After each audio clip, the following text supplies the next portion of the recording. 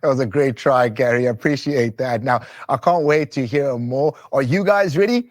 Are you writing your comments? Are you getting involved? Hit us up in the chat to let us know how you're feeling and who you're most excited to hear from. For me, I must be honest, it's all the legends. I can't wait to get a word in with them. Tonight is an absolute honor to invite our very own, as we start off, Quinton Fortune on the screen with me. If you don't know this, listen to this. He's the first African player to play for Manchester United. He remains the only South African to have ever played for the Red Devils under Sir Alex Ferguson. He spent 7 years at Man United, scoring 11 goals, featuring in some 126 games before retiring from professional football. Also, in 1998 and in 2002, he played in the South African World Cup team and is one of South Africa's most influential players in the 2002 World Cup. Ladies and gentlemen, live with me, Quinton Fortune. Quinton, always great to see you, looking amazing. Thank you so much for joining us at the Cadbury Taste the Action Experience. What a privilege to be chatting to such a legend. We have so many questions from you for the fans. They want to know so much. So let me just get right in. I don't want to keep you waiting for too long. You're playing for Atletico Madrid. It's 1999. And your agent calls you and says, hey, man, Quinton, listen, there's this little team from Manchester that's interested in you called United. What goes through your mind? What are you thinking? Welcome to the show. Hi, Andile. No, thank you for having me. Well, it's crazy, Andile, because I was sitting in Madrid and I was watching the game like everyone else, the Champions League final, Manchester United against Bayern Munich. And I was celebrating like crazy at the end, the last 2 minutes when they scored. And then at the end, my agent told me this, there could be a possibility of me getting United. And I just looked at him in disbelief because you have just watched the team that won the treble. Yeah. They won the Premier League, the FA Cup, and the Champions League. And I told my teammates, and they were laughing at me. But it happened. It was a crazy experience because majority of those players I had on my wall as a kid, and it's just absolutely out of this world experience. Absolutely amazing. Solskjaer, Ryan Giggs. I remember that match all too well. I was jumping up and down with you. But I mean, you've had such a long career spanning from, when you did play at Atletico, going all the way to United. What has been the highlight of your football career to date? To date, I've been very fortunate. The highlights that stands out for me straight away is my parents. My parents got this. My dad was a Manchester United fan, and he told me about Manchester United when I was 5 years old, and I didn't understand then. He told me about the player called George Best. And for me to end up at his favorite club, which is just madness. And I think when I made my debut for Manchester United, I flew my parents over to Manchester, and I didn't know I was going to make my debut, but they were in the stadium. So to have my mom and dad there, to see me play for the first time ever in my career, and to score my debut, I think that's something I will never forget. I mean, that's amazing. That's something you have in common with Michael Owen, of course, when he debuted and he scored on debut. You did too. Your parents in the stand, you say that's one of the most memorable goals that you've scored. Talk me through that first goal at United on your debut with Sir Alex Ferguson sitting on the bench. Well, first of all, it was a cold December. And the boss, Sir Alex, just spoke to me and he let me know I was going to play, and my stomach started to go. My sweat is coming from all over because it's something you look forward to, but when it happens, it's like the adrenaline starts to go through your body. And I just remember the game started. It was muddy. It wasn't as good as the pitches now. Yeah. And what really helped me was Jaap Stam. All the teammates were brilliant, but there was a free kick in the first half. And all the amazing players on the pitch, Jaap came to me and goes, Quinny, I want you to take it. Okay. I took the free kick. Hit the crossbar, and that gave me a little bit more confidence. And I kind of relaxed myself a little bit. And I remember it was a ball, the second half, it was a ball from the right-hand side.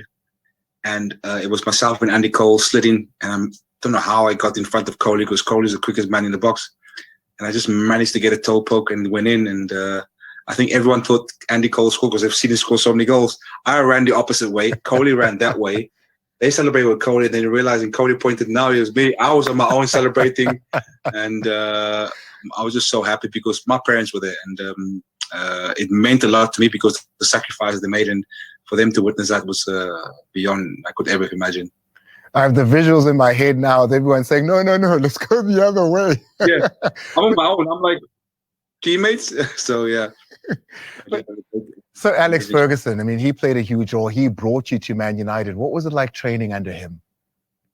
The boss, Sir Alex, was just the best. There's no other way. A winner. The culture created at Manchester United, man management. He knew what to say, when to say it.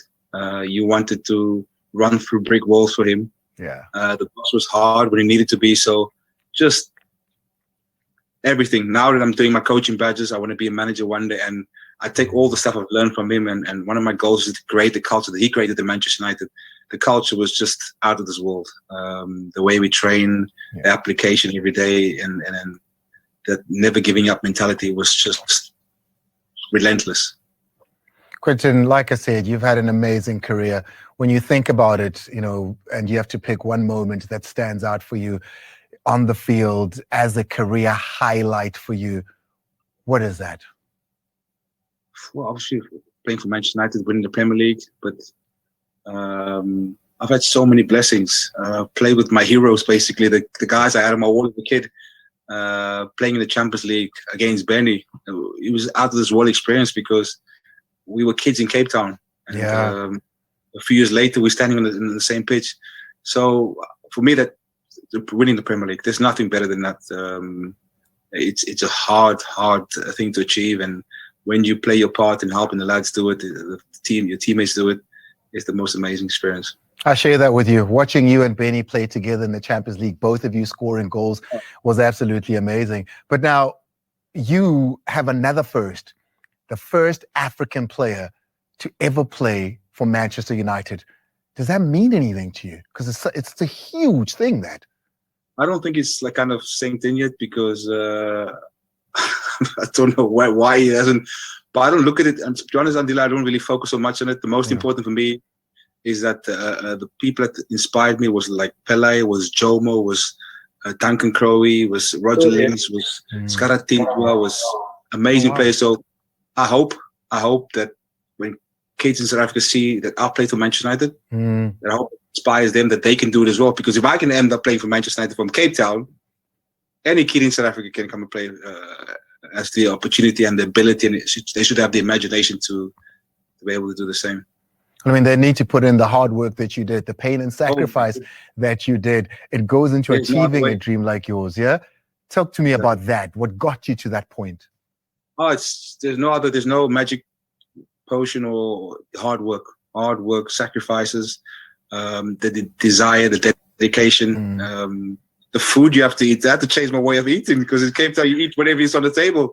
But the desire, you got to have the desire. You know, when I left the first time, only thing I knew in my head was, because obviously there's a few things that they see what your parents went through, but I didn't want to go back to Cape Town. So that kept me going because I didn't want to go back to that lifestyle. I wanted to get my parents out of the ghetto. So that kept me going. Yeah. And work, you outwork your teammate, because I had to come over here to compete with these kids.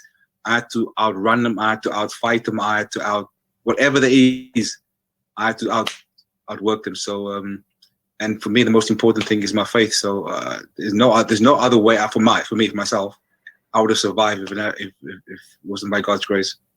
Quinton, would that be the advice then you give to little Andile, who's growing up, you know, in Soweto, in Tembisa, in Umlazi, Durban, who thinks they're a great athlete, who knows that they can achieve greatness? They look at you and they say, you got there, and they wait to hear what it is that paltered you that far. I played football every day.